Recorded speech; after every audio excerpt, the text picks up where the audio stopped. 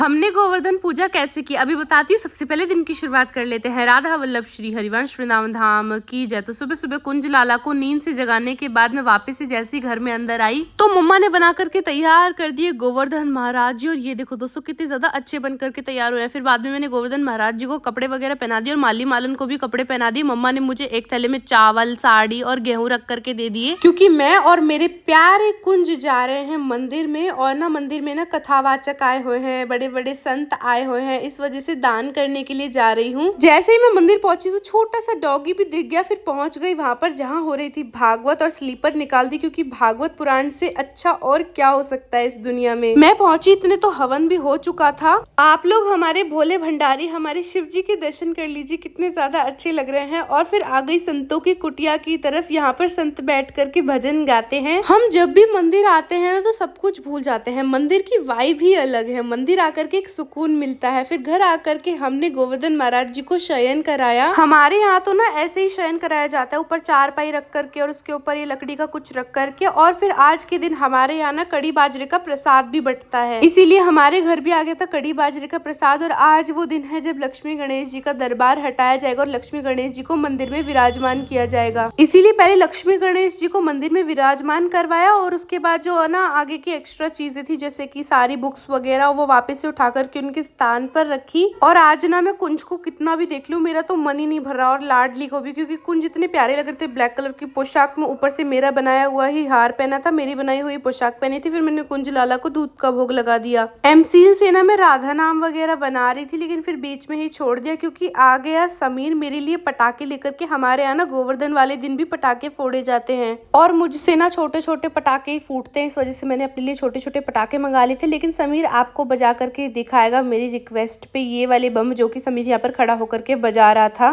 तो चलिए अब आप सभी को दिखाती हूँ। 1 2 3।